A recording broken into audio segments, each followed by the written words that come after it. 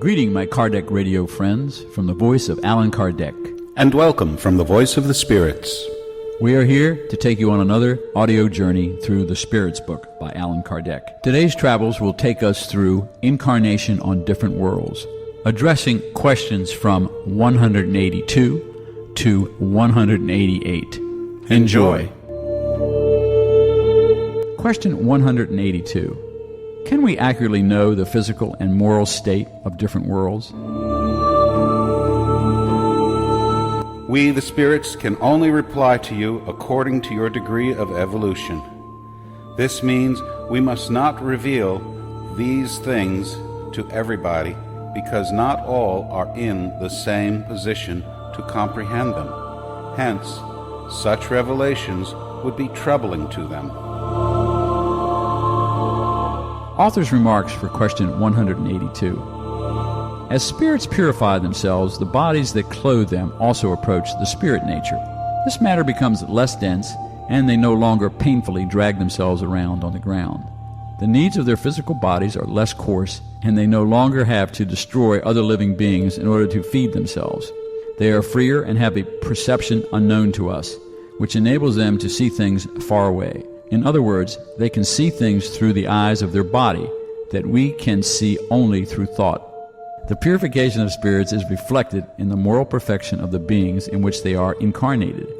The animal passions become weaker, and selfishness gives way to a fraternal sentiment. It is thus that on worlds more highly evolved than our own, wars are unknown, and there are no motives for hatred and discord, because no one would dream of harming a fellow being. Their intuition concerning the future, which is a surety that a conscience void of remorse gives them, makes death no longer a cause for apprehension. Instead, they look upon it without fear and as a simple transformation. The lifespan on different worlds appears to be proportionate to the spirit's degree of moral and physical advancement, and this is perfectly logical. The less material the body is, the less it is subject to the torments that disorganize it. The purer the spirit is, the less it is subject to the passions that undermine it.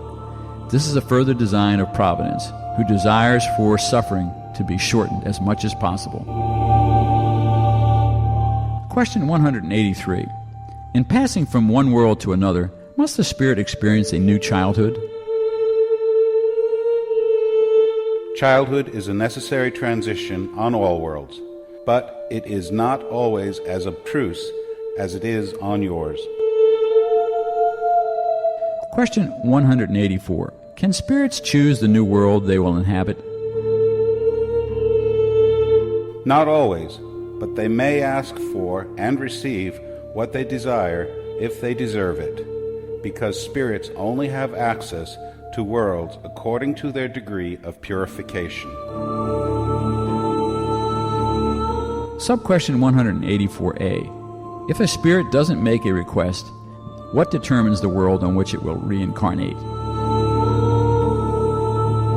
Its degree of purification. Question 185.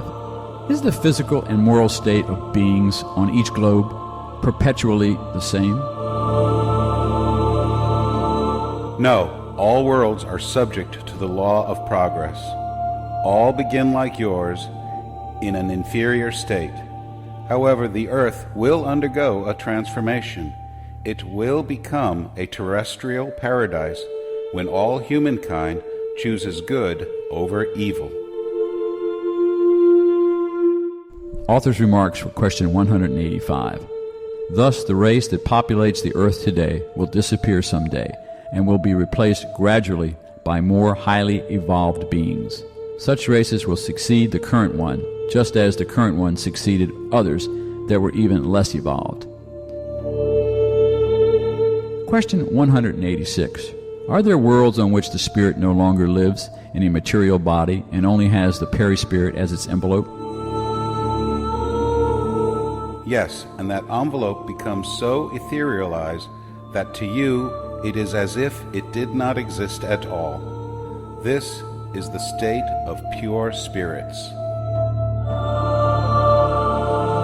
Sub-question 186A. So, based on this premise, it would seem that there is no precise line separating the state of the final incarnations and that of a pure spirit. There is no such line. The difference diminishes little by little, finally becoming imperceptible, like the night fading away at the first light of day. Question 187. Is the perispirit substance the same on all globes? No, it is more etherealized on some than on others. When it goes from one world to another, a spirit clothes itself with the matter proper for each world, at a speed faster than lightning. Question 188. Do pure spirits inhabit special worlds, or do they inhabit universal space without being attached to any particular globe? Pure spirits inhabit certain worlds, but they are not confined to them as people are to the earth. They are much better than all others at being ubiquitous. Footnote to ubiquitous. According to some spirits, of all the globes that comprise our solar system, the Earth is the one of those whose inhabitants are the least physically and morally advanced. Mars, as a planet per se, is even less advanced, whereas Jupiter is far superior in every respect. The Sun is not inhabited by corporeal beings, but is a meeting place for high-order spirits who radiate their thought from there to other worlds, which they govern with the aid of low-order spirits by communicating with them through the universal fluid. Regarding its physical constitution, the Sun could be a focus of electricity. It appears that all suns operate in the same way.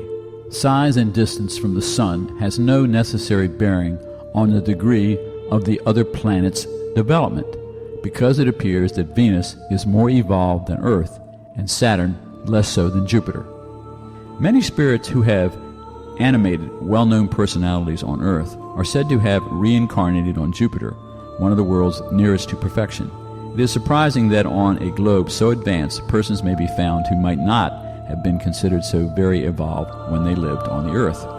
However, this is not so astonishing if you consider the possibility that certain spirits who inhabit that planet could have been sent to the Earth to fulfill missions that did not place them in very prominent positions, at least by earthly standards.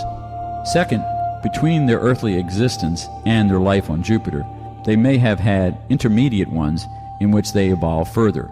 Third, on that world, as on this one, there are different degrees of development, and between those degrees there may be as much difference as that separating the primitive from the civilized individual on the Earth. Thus, the fact that they inhabit Jupiter does not mean that they are at the level of the most evolved beings, in the same way that all persons are not on the same level as scholars at the Institute simply because they happen to live in Paris. The conditions of longevity are not everywhere the same as they are on Earth. Thus, an age-based comparison is not possible. A person who had died some years ago was evoked through a medium and stated that he had reincarnated just 6 months ago on a world whose name he withheld from us. When questioned about his age there, he replied, "I cannot calculate it because we do not count time like you. Moreover, our way of life is not the same. We develop much more quickly, so much so that it has been only 6 of your months since I came here. But I must say that in regards to intelligence, I am already about 30 Earth years old." Many similar replies have been given by other spirits, and these statements contain nothing impossible. After all, don't we see animals on the Earth that reach full maturity in only a few months? Why shouldn't it be the same with human beings on other spheres? On the other hand, notice that the development acquired by a 30-year-old person on the Earth may be only a type of infancy in comparison with what he or she could reach elsewhere. We would have to be very short-sighted to consider ourselves the prototypes of creation, and it would be demeaning to the divinity to believe that nothing else could have been created besides us.